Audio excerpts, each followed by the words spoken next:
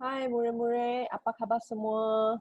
Okay, cikgu berharap kamu baik-baik di sini, di rumah.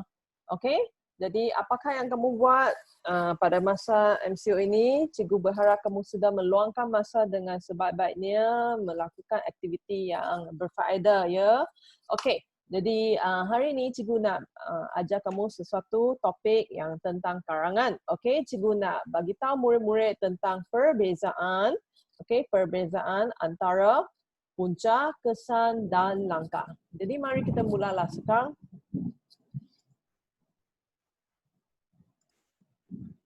Okey. Sebelum ini, cikgu nak tunjuk.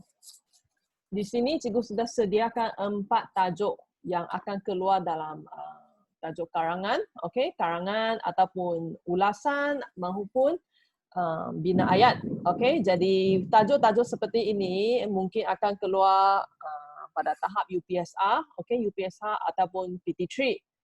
Jadi mari kita lihat tajuknya. Tajuk yang pertama, tulis sebuah karangan tentang punca-punca pencemaran alam sekitar. Okey, punca-punca. Tajuk yang kedua pula, tulis sebuah karangan yang bertajuk cara-cara melestarikan alam sekitar.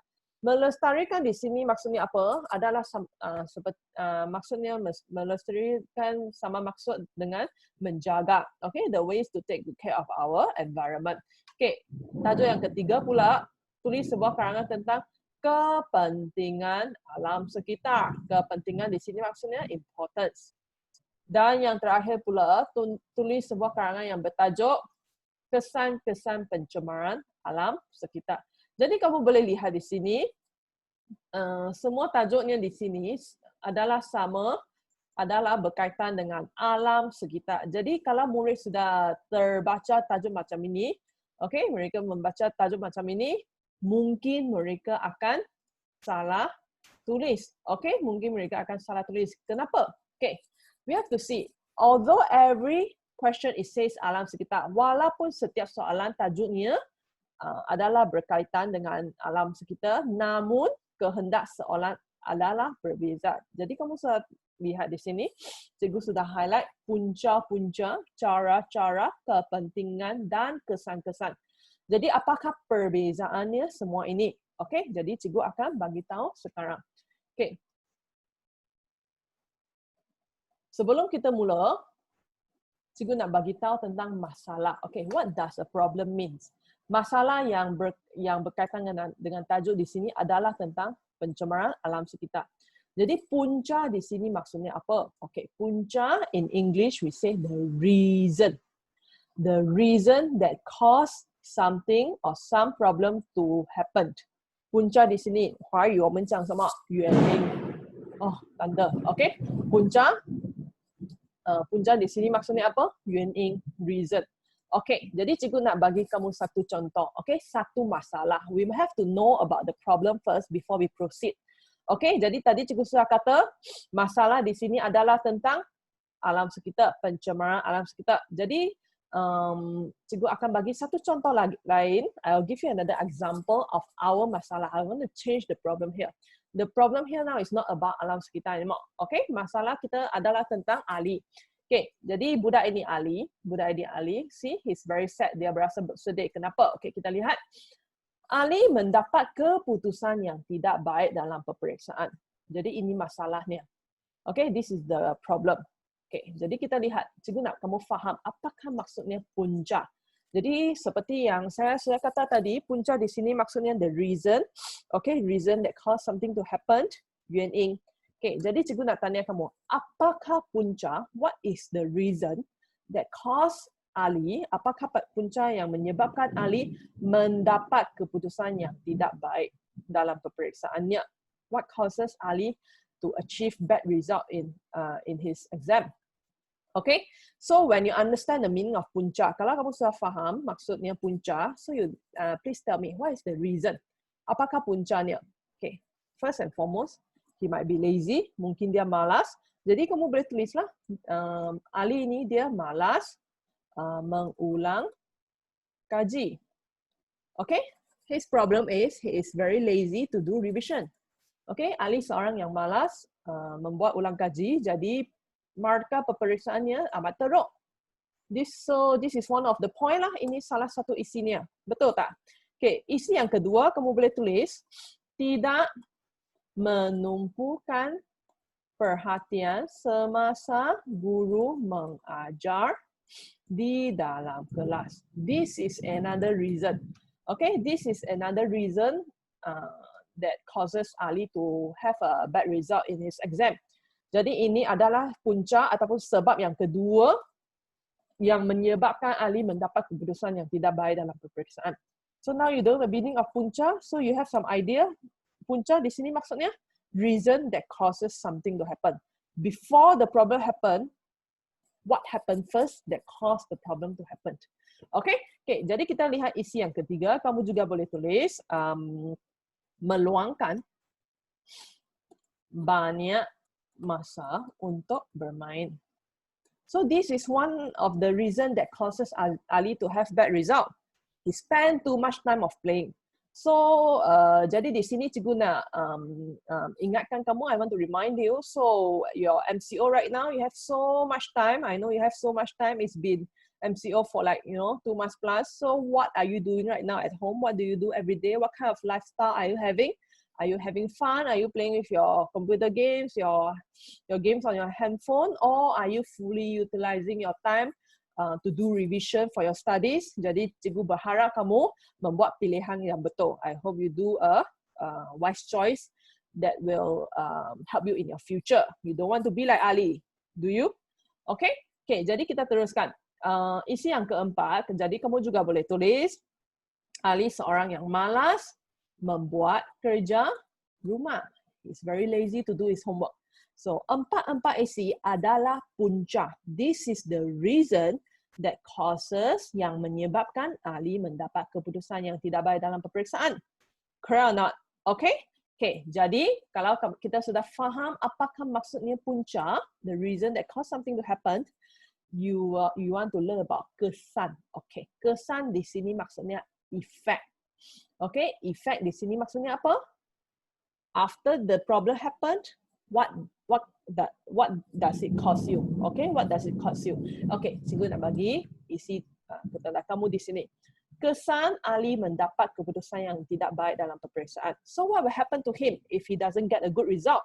Okay, what happen to him if he get a horrible result? Okay, jadi isi yang pertama, I want you to think you think kamu boleh fikir sendiri. Kalau kamu mendapat keputusan yang sangat teruk, apakah yang akan berlaku? First and foremost, dimarahi oleh ibu bapa, betul tak?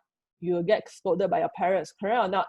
Okay, jadi ini isi yang pertama, dimarahi oleh ibu bapa. For sure the parents will be very upset, the parents will scold him, correct or not? Betul tak? Jadi ini isi yang pertama.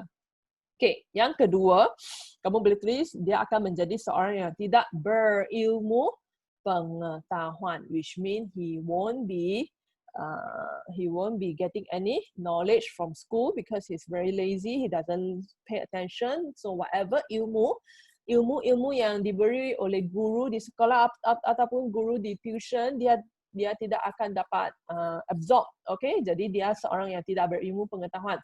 Okay, and the worst case scenario of all, okay, jadi kalau peperiksaannya adalah peperiksaan UPSR, so the worst case scenario is he will have to waste 1 year in remove. You know about that, right? So if you fail your bahasa Melayu, kalau kamu mendapat keputusan yang tidak baik, kamu gagal dalam bahasa Melayu, kamu perlu menghabiskan masa 1 tahun di kelas remove. Jadi kamu boleh tulislah isi yang ketiga, dia perlu menghabiskan masa 1 tahun di kelas peralihan. Peralihan di sini maksudnya remove, sorry.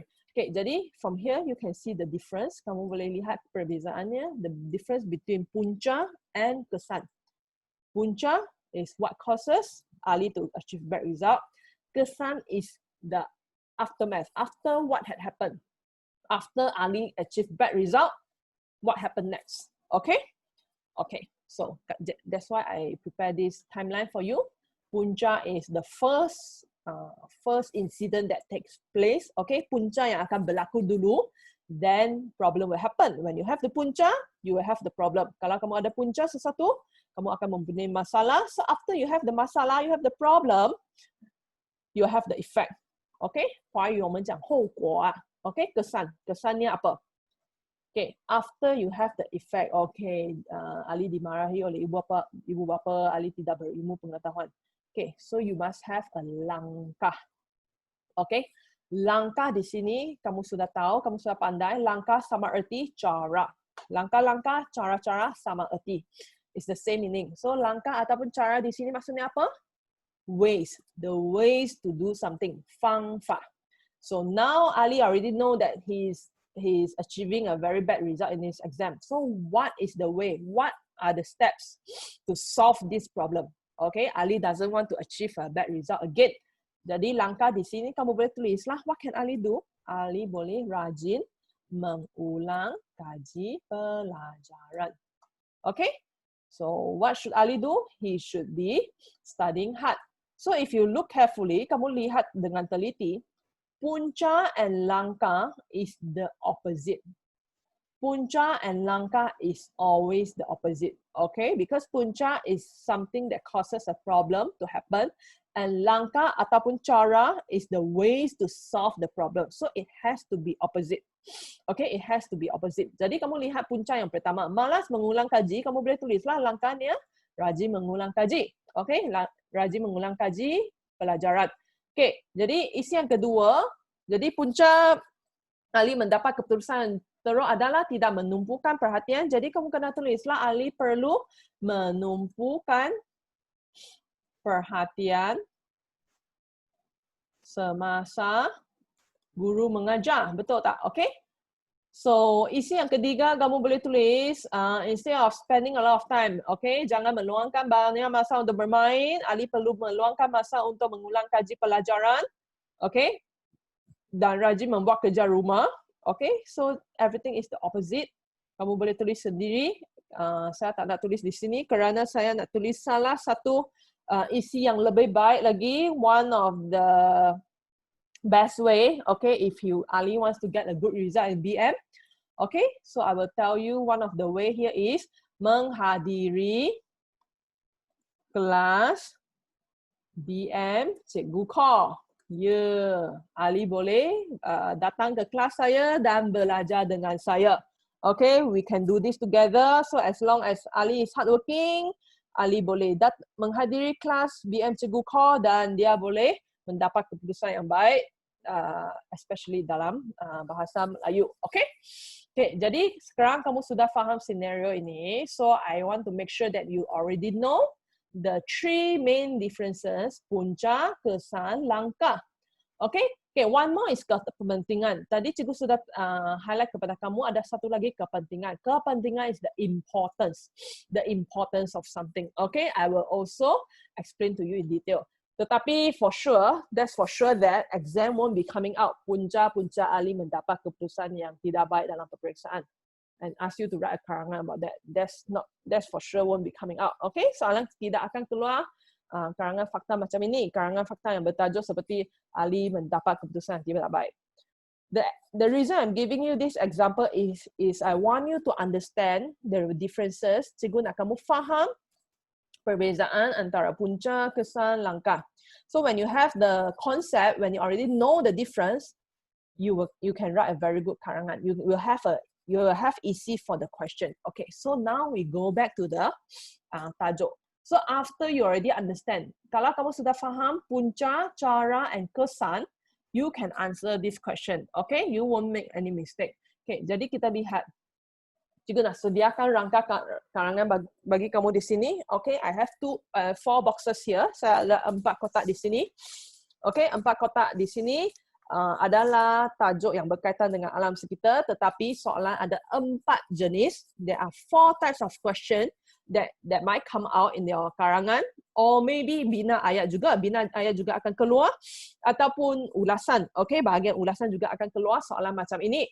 Jadi topik tentang alam sekitar ada 4 jenis. So if you get confused, you write the wrong isi, kamu tulis isi yang salah, you won't get any marks. Okay, maybe you'll get just 3 marks or 5 marks. Okay, and you don't want that to happen. Kamu tak nak tulis jawapan yang salah. Okay, so now you already understand punca. I told you punca is what happen before the problem. We must have a reason that causes the problem to be happening. So, alam sekitar, punca pencemaran alam sekitar. Pencemaran alam sekitar, you must already know the meaning, which is the pollution of the environment. So, what causes the pollution of the environment? What causes it? Jadi, sila tulis isi yang pertama. Kamu boleh fikirlah. We as human being, we are irresponsible.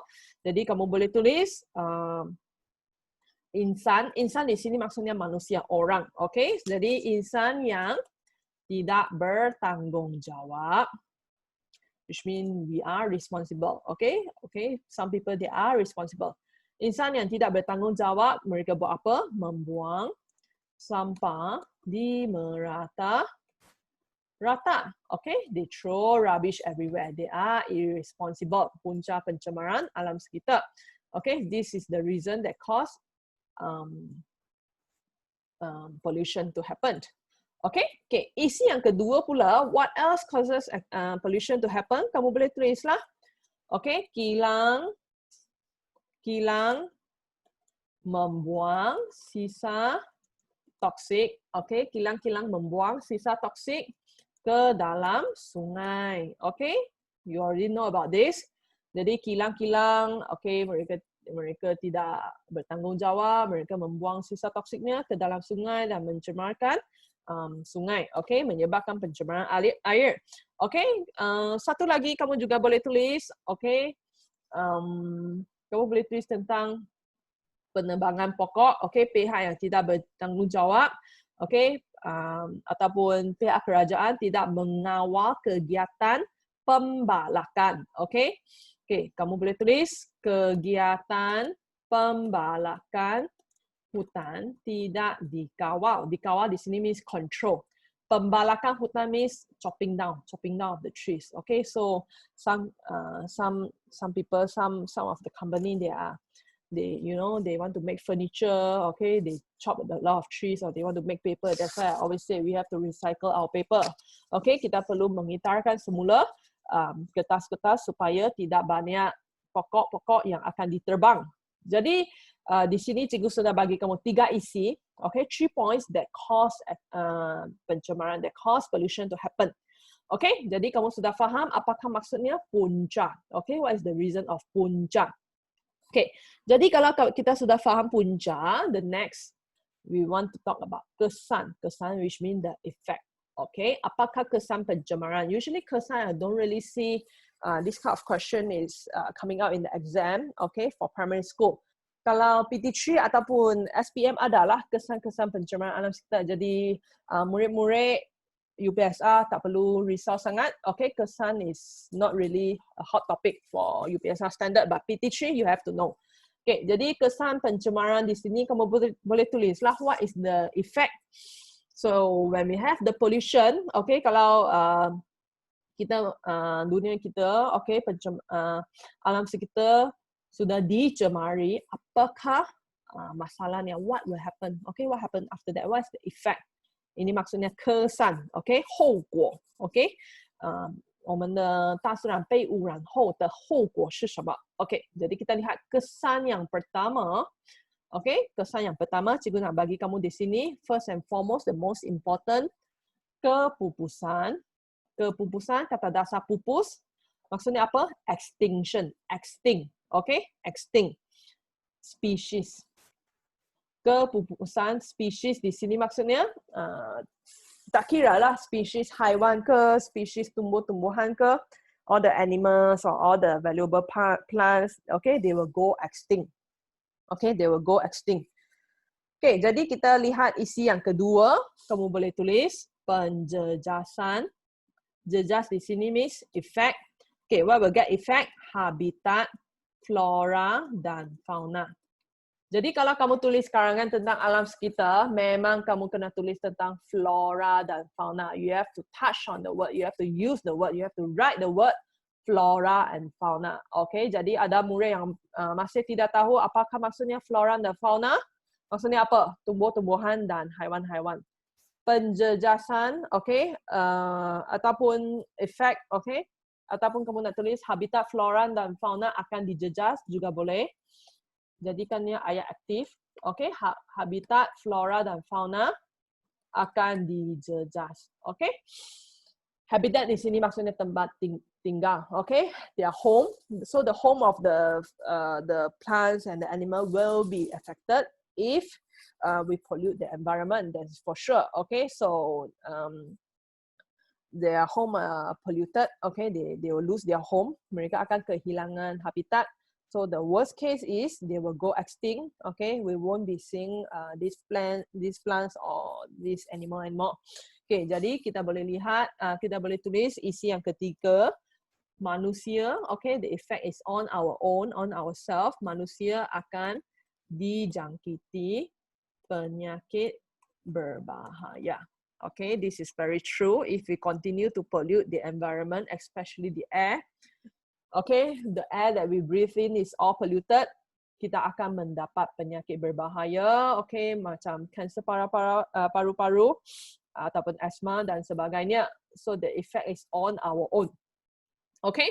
Okay, jadi kamu sudah lihat, kita sudah tulis tentang punca, the reason that cause alam sekitar to be polluted, punca pencemaran alam sekitar, dan kesan pencemaran alam sekitar. Okay, the effect if we pollute the environment, the effect of pollution. Okay, jadi saya sudah sediakan 3 isi di sini dan 3 isi bagi kesan. Okay, so the next one, cara-cara melestarikan alam sekitar. Okay, the ways we can help to take good care of the environment. Okay, melestarikan di sini maksudnya macam menjaga lah. Isinya kamu boleh tulis is like menjaga. The ways to take good care of the environment. Kenapa tak boleh lihat tulisan saya ini? Okay. Okay. Okay. Jadi kamu boleh tulis apa? What can you write? What are the ways we can take care of the environment? Cara-cara. So cara-cara, the ways, you are more familiar with this lah. Okay, you are more familiar with cara-cara or langkah-langkah. Sebab banyak soalan karangan akan keluar.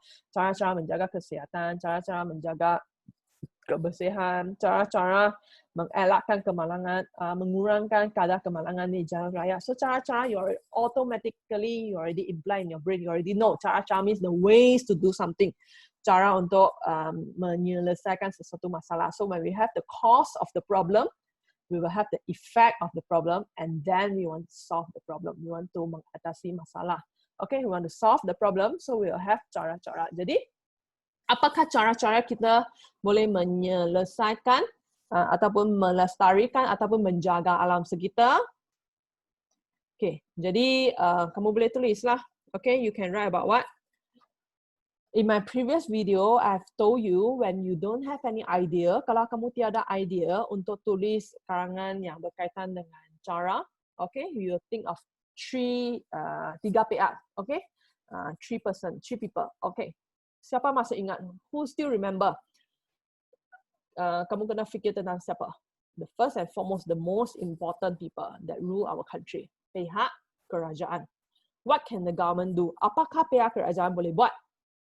Okay, jadi sebagai pihak kerajaan, bagaimanakah cara pihak kerajaan boleh melestarikan alam sekitar, menyelesaikan masalah pencemaran alam sekitar? So, jadi kita nak tulis tentang pihak kerajaan, kerja ataupun tanggungjawab pihak kerajaan boleh menguatkuasakan undang-undang. Okay, apakah maksudnya menguatkuasakan undang-undang? Tighten the rules. Okay, we already have the rules that okay, dilarang membuang sampah di merata-rata tempat. We already know about that, but we still see people throwing rubbish all around. Compare our country with Singapore. Okay, why are Singaporeans so disciplined? Why is their country so clean? So we have to look at the differences between Malaysia and Singapore. Yes, both of our country, we have the rules. Kita memang ada undang-undangnya. No matter which country you go, you're not allowed to throw rubbish everywhere. Betul tak? Jadi mengapa ada banyak perbezaan antara kedua-dua negara ini? So we have to think about it. Why? Okay? Kerana pihak kerajaan tidak menguatkuasakan undang-undang. So today, if I see the sign, dilarang membuang sampah sarap di sini, denda RM500. Okay, there's a signboard that says you are not allowed to throw rubbish. There's a fine of 500 ringgit if you throw rubbish here. Tetapi saya lihat di bawah tandanya, under the signboard, sampah sarap di situ. Kenapa? Sebab pihak kerajaan tidak menguatkuasakan undang-undang. Okay, no one is there to catch you if you throw rubbish everywhere. If you are not throwing in front of the police, they don't see it, they don't care. Care or not. Okay, jadi pihak kerajaan perlu menguatkuasakan undang-undang. Okay, isi yang kedua. Jadi hari itu cikgu sudah ajar kamu pihak kerajaan, pihak yang kedua pula siapa? So after the government, who else has the authority or the power to help to change the society? Pihak sekolah. Pihak sekolah can teach the children, correct or not? Teach the children about the importance of the nature. Okay, jadi kamu boleh tulislah. Pihak sekolah boleh mengadakan aktiviti. So for pihak kerajaan boleh menguatkuasakan undang-undang. Pihak kerajaan juga boleh menjalankan campaign. Okay, pihak kerajaan, the government, they can do some campaign or they can tighten the rules. Okay. Okay, what about school? School cannot do anything about the rules out of the school. Tetapi pihak sekolah mereka boleh mengadakan aktiviti. Okay, then they can do some activity or some campaign. Okay, so this is about alam sekitar. Jadi pihak sekolah mengadakan aktiviti apa? Seperti cintai alam sekitar ataupun aktiviti kitar semula, which means recycling. That will help the environment, that will help to solve the pollution of the environment. So this is what the school can do. You can also write, kamu juga boleh tulis bahawa pihak sekolah boleh mendidik. Okay, teach, 教导, mendidik murid-murid. So after the government, after the school, you can talk about the parents. Okay, ibu bapa pula. So what can the parents do? Mendidik anak-anak. Okay, parents have to teach children, set as a good example. Okay, so if some of you are still unclear of how to write, okay, kalau kamu masih tidak faham cara untuk menulis karangan yang bertajuk seperti cara-cara, please refer to my previous video. Okay, video saya yang saya ingat beberapa minggu yang lalu, saya sudah terang dengan teliti, I have explained in detail on how to write karangan, okay, on how to write a karangan that is that's related with cara-cara. Okay, jadi karangan semua ini saya akan bagi 3 isi sahaja. Kalau kamu nak lebih isi lagi, kamu boleh cari online atau ataupun saya akan bincang dalam kelas saya. I will discuss in my class everything in detail. This is just a mind map that I prepare for you overall. You can have a look, and also for those who are not my students, those who don't come to my class. Okay, jadi kamu sudah faham punca, cara, dan kesan. Punca, kesan, dan cara. So you can see here. Okay, so you can see here. Kalau dalam peperiksaan kamu salah tulis, if the question came out, soalan karangan keluar, tulis punca-punca pencemaran alam sekitar. What causes pollution to happen? Dan kamu tulis, antaranya pihak kerajaan perlu menguatkuasakan undang-undang. Salah lah. Oh, okay, before I forget, please add the word. Pihak kerajaan mesti, pihak sekolah harus, you must have all this. Okay, ibu bapa perlu. Okay, jadi jika soalan keluar punca-punca, the reason that cause pollution to happen, and you write, okay, the government have to tighten the rules, okay, parents have to teach the children. Salah, out of topic. Memang tiada markah. Why? Because the question asks you punca-punca. What is the reason that cause pollution to happen? They don't ask for you. They don't ask you the steps. They are not asking you for a solution. Faham tak? So please, that's why I want you to understand. That's the reason I make this video, for you to understand the difference between punca, cara, dan kesan. Okay? So kalau tajuk keluar, tulis sebuah karangan tentang kesan-kesan pencemaran alam sekitar, and then you go and write kesan. I told you already, kesan is the effect. Jadi kamu tulis, insan yang tidak bertanggungjawab membuang sampah-sampah di merata-rata. That is not the answer. That's the reason that caused pollution to happen. I want the question 1, soalan karangan kamu hendak kamu tulis tentang apa? The effect, okay? Kesannya, the problem is already there and what is the effect of the problem. Jadi, kamu tulislah kepupusan spesies.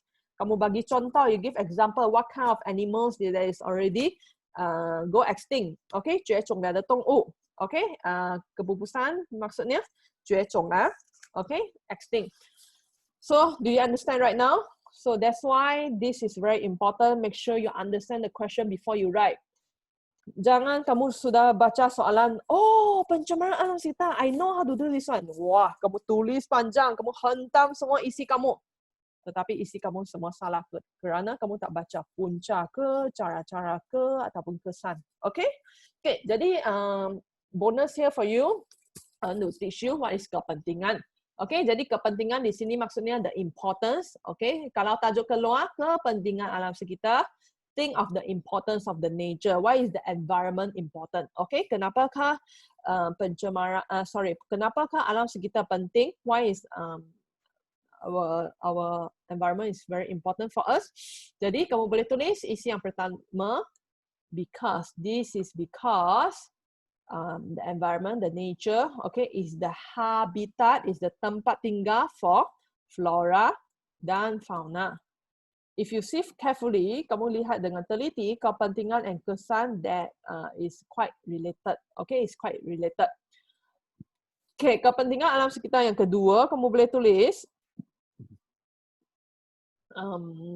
alam sekitar, especially the hutan. Okay, hutan dapat membekalkan oksigen kepada manusia. This is the reason why the environment is very important. Okay, why is jungle, the hutan is important? Because it provide us, membekalkan, 提供, provide oxygen to human and also animal. Jadi kamu boleh tulis manusia dan haiwan.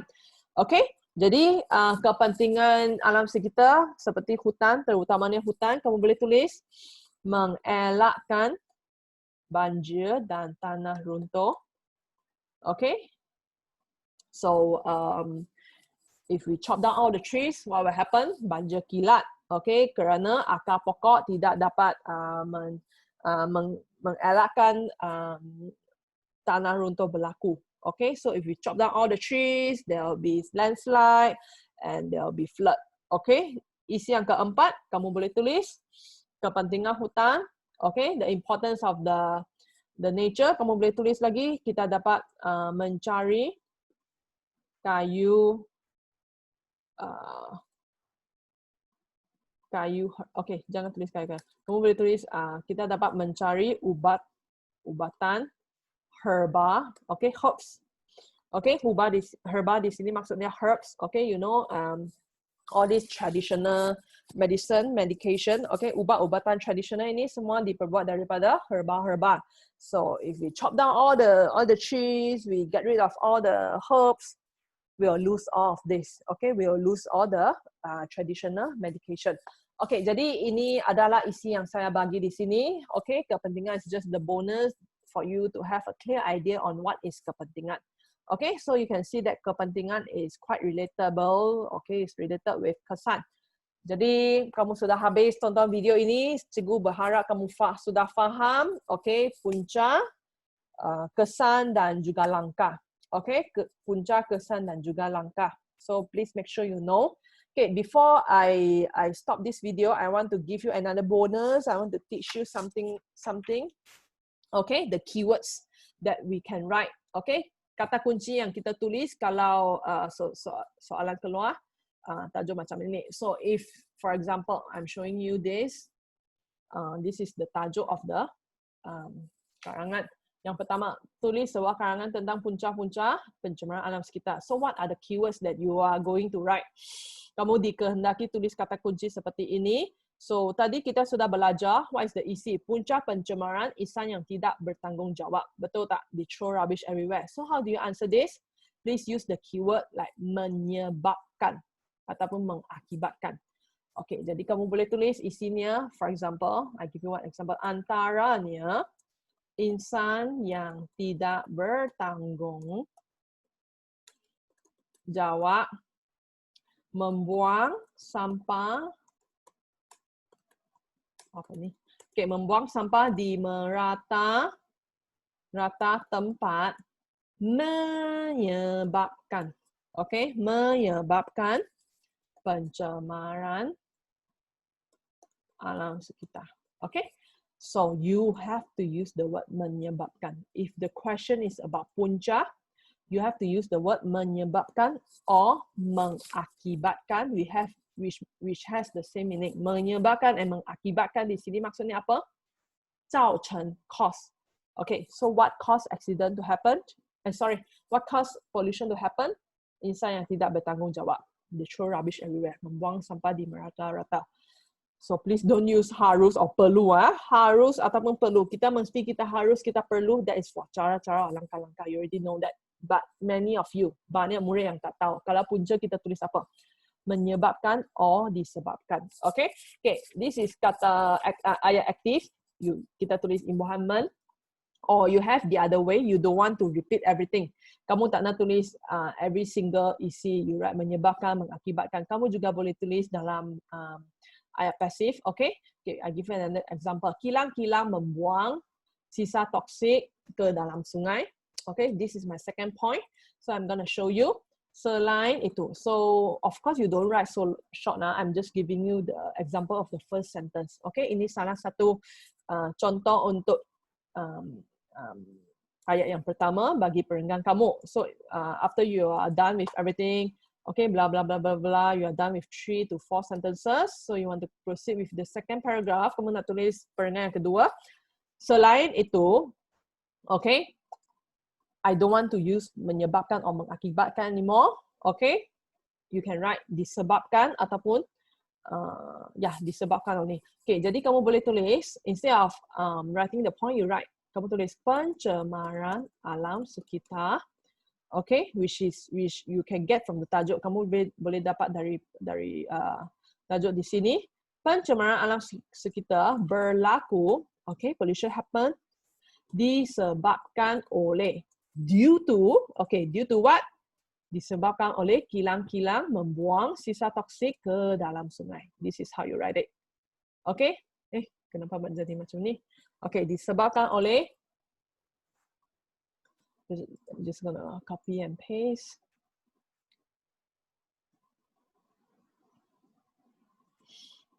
Okay, not working. Okay, disebabkan oleh kilang membuang sisa toksik ke dalam sungai. So you see the difference. Kalau tajuk kalau tajuk keluar tentang punca-punca, you have to write the keywords menyebabkan or mengakibatkan, or another way is disebabkan. Disebabkan. Okay, so you have 3 keywords.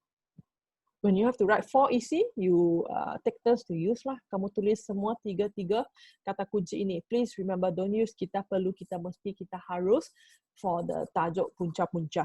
Okay, so the next question is about cara-cara menjaga, cara-cara melestari ataupun menjaga alam sekitar. Barulah kamu tulis antaranya kita perlu, ataupun pihak kerajaan perlu, ataupun ibu bapa perlu, ataupun pihak sekolah perlu.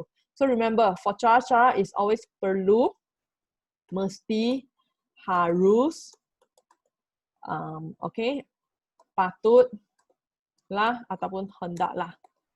Okay. Okay. So jadi kalau soalan keluar tentang kepentingan, the importance, don't you write menyebabkan or kita perlu, kita mesti ataupun kita harus. Kamu terus tulis saja. Alam sekitar merupakan habitat flora dan fauna. Alam sekitar dapat membekalkan oksigen kepada manusia. Alam sekitar dapat mengelakkan ataupun boleh. So when the question is about kepentingan, kepentingan is the same as kebaikan, okay? Kepentingan is the same as kebaikan. So I'm gonna give you example. Antaranya alam sekitar dapat or boleh, okay? You can use the word dapat or boleh, okay? But for dapat and boleh, you have to write it with kata kerja, okay? Kata kerja only. For example, habitat. Habitat is not a kata kerja. Habitat is a noun, kata nama, okay? But membekalkan is kata kerja. Jadi kamu boleh tulislah dapat, boleh ataupun boleh membekalkan. Don't use both, jangan tulis kedua-duanya. Either dapat or boleh. Dapat membekalkan oksigen, bla bla bla kepada manusia, all that. Okay, so if the question is kepentingan ataupun kebaikan, the importance of something, the benefit of something, macam kebaikan berkebun. So berkebun dapat membantu kita menyihatkan badan. Okay, dapat atau boleh. Okay, please remember that. Yang terakhir kesan-kesan. Okay, kesan-kesan. Kesan-kesan kamu boleh tulis the effect of something. Jadi kesan pencemaran alam sekitar adalah apa? Okay? Kepupusan spesies. Jadi kamu boleh tulislah kepupusan spesies akan berlaku jika pencemaran berlaku. Okay?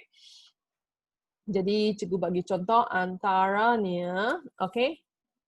Pencemaran alam sekitar akan menyebabkan, okay? Menyebabkan apa? Isi yang pertama, kepupusan spesies.